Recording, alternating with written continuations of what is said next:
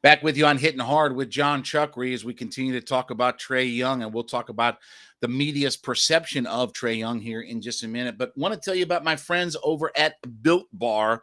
We've been talking about these fine folks, and they got a lot of cool things going on. If you go over to built.com and check out their lines of products, all of their protein bars, I want to tell you about their puffs, their world famous puffs. Now, for a lot of us, we had our New Year's resolutions, and we want to get healthier and we want to eat better and blah blah blah blah blah blah blah. Then about a week and a half later, it's blah, blah, blah, blah, blah, right. We just start scarfing everything that's in front of us, right? Everybody's got that sweet tooth. Everybody likes to have their little snack. I want to tell you about their puffs. What are they? They're the first ever protein infused marshmallow. Okay, so you've got 100% real chocolate covering around these marshmallows, and they've got all kinds of great flavors. They've got cinnamon churro, they've got coconut marshmallow, they've got banana cream pie. Go to built.com and check out the line of marshmallow puffs that they've got, but they're covered in 100% real chocolate. But even better is that they are a much healthier alternative for you than, say, eating, a Whopper candy or some kind of candy bar out of all of it, right? Those things are going to be 240 calories, 30 some grams of sugar. You're going to have all kinds of net carbs, blah, blah, blah, blah, blah, all the bad buzzword terms and things like that, right? That we got out there. These puffs, for instance, 130 calories, 4 grams of sugar, 4 net carbs, but 17 grams of protein that are in these things. So if you're looking for a healthier alternative as a snack, as a sweet tooth or something like that, I want you to try the marshmallow puffs over at built.com. Built Bar in their line of nutrition and protein bars, mint brownie, coconut, coconut almond.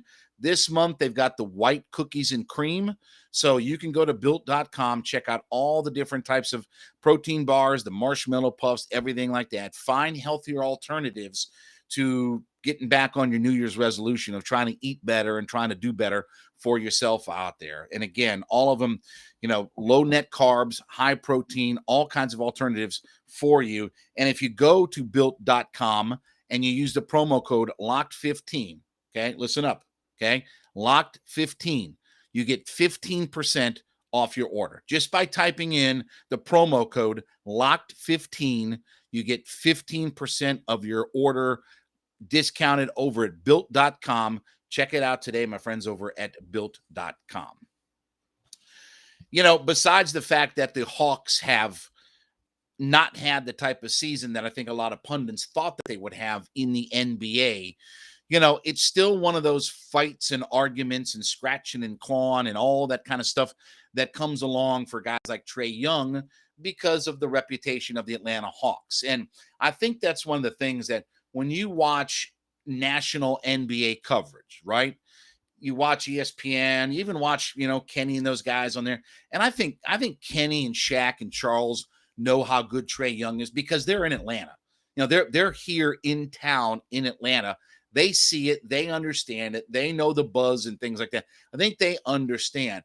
But when you watch ESPN and some of these shows, just they laud over Luka Doncic or they laud over Steph Curry, which is understandable. I mean, those guys are great players out there.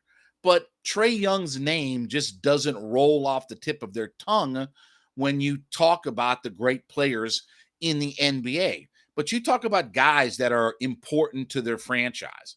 There are a few players in the NBA that are as important to the franchise as what Trae Young is. You think about what the Hawks did last year and their run, once they made the coaching change from Lloyd Pierce over to Nate McMillan, how hot they got, the run that they made in the Eastern Conference Finals, all of that stacked up. Last year was Trae Young's coming out party in the NBA playoffs, and he got a lot of buzz. And there was a lot of hype that went around the Hawks. A lot of people thought the Hawks would be, maybe a top 3 in the East or whatever. People thought, okay, they figured some things out. They've got their young core. They've got a whole bunch of guys that they brought back. And that was even Travis Schlenk, the general manager's point was, we're not going to change anything. We're going to roll with these guys back because we're under contract. We don't necessarily need to add. And we were 2 games away from playing for an NBA championship.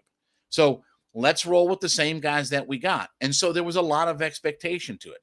Then the Hawks got off to a slow start. Then the Hawks got into COVID and injuries and all this kind of stuff.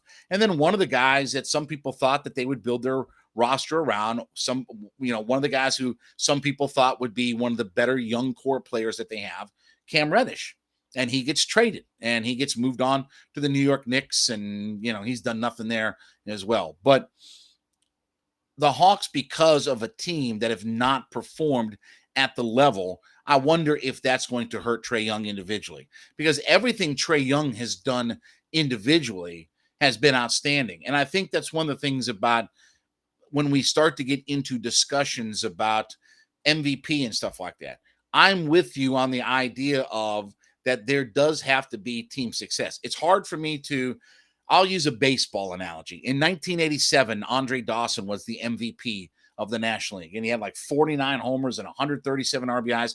It was the first year he came over to the Chicago Cubs, and he had this monster year, and he got to play on grass and this, that, and the other. But how good were the Cubs? They were the last place team. They were a last place team in their division in baseball.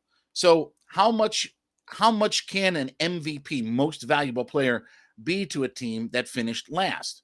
And that's why a lot of people discuss the idea of Ozzie Smith should have been the MVP that year. He had a good batting average, obviously the best defensive player in Major League Baseball at the time, drove in runs, scored runs, stole bases, did everything for a team that won its division, for a team that was arguably the best in the National League, and they would go on to be in the World Series that year.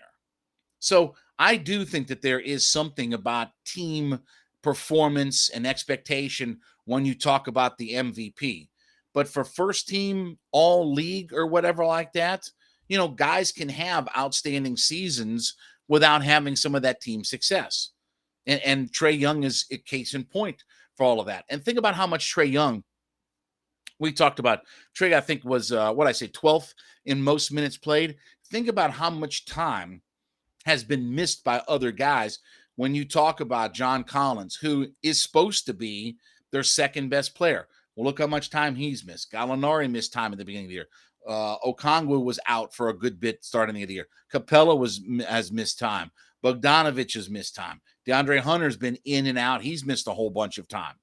So, Trae has had to be that one consistent glue piece and he's missed a little bit here and there. Remember, he had the COVID and all this kind of stuff. And, he was kind of frustrated about all of that. But, by and large, he's made the most of this season, and his numbers are outstanding. He could very well lead the NBA in points and assists, which is one of those rare combinations.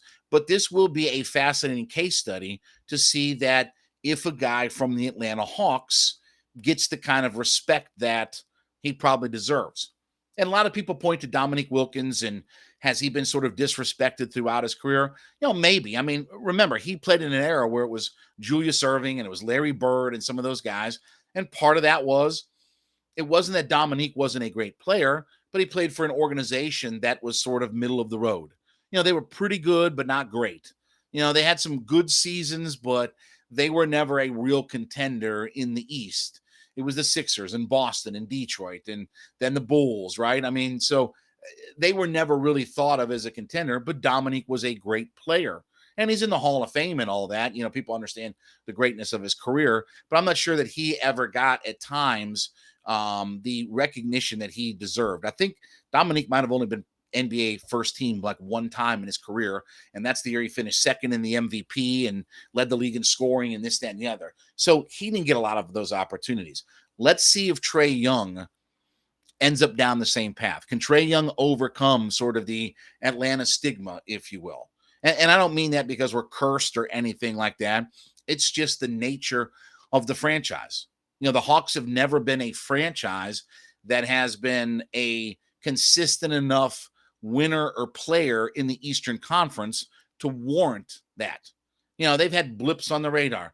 Eastern Conference Finals with that group with Millsap and Horford and all those guys. They obviously went to the Eastern Conference Finals last year. Dominique had that great one-on-one, if you will, that series against Boston and whatever that was, 87, 88, whatever. I mean, you've had those little blips on the radar, but you haven't had enough consistent, sustained success or ever been a true title contender over all of this. So I think he deserves to be first team All-NBA. I'm going to be fascinated to see if the media buys into it. I'm going to be curious to see if he can overcome sort of the stigma that is with an Atlanta Hawks type of franchise, and we'll see. But man, Trae Young has been everything to this team, and let's hope they make a deep playoff run for all of it. All right, when we get back on Hitting Hard, Pete Carroll, in a couple of words, has lost his ever-loving mind. We'll talk about that next on Hitting Hard with John Chuckery on Locked On Sports Atlanta.